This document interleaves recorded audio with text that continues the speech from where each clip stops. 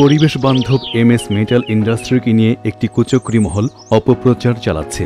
যথাসময়ে এদের মুখোশ উন্মোচিত হবে, অপেক্ষায় থাকুন। প্রিয় কাশিয়ানীবাসী, মিথ্যা, কাল্পনিক ও উদ্দেশ্য প্রণোদিত প্রচারণা কখনো খবর বা সংবাদ হয় না। যেমন সব খবর খবর নয়, এক পেশে হলেই তা হয় বেখবর।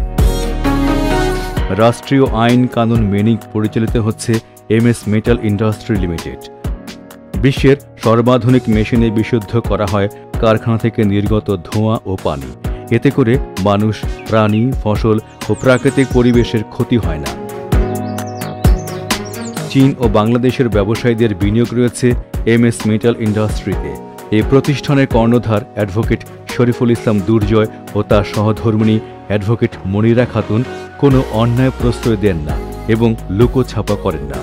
শিক্ষায় সর্বোচ্চ ডিগ্রি অর্জনের পাশাপাশি দুজনেই ব্যবসা বাণিজ্য ও দীর্ঘদিনের কঠোর পরিশ্রমে হাজারো মানুষের কর্মসংস্থানের ব্যবস্থা করেছেন। তাদের আয়ের উৎস ও সম্পদের বিবরণী আয়কর রিটার্নে স্পষ্টভাবে উল্লেখ আছে। এই নিয়ে বিভ্রান্তির কোনো অবকাশ নেই।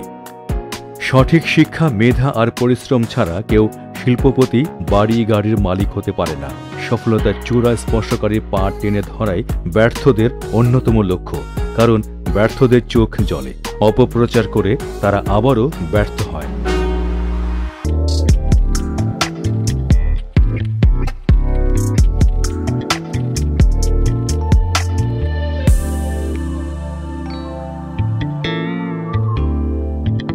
MS metal industry limited.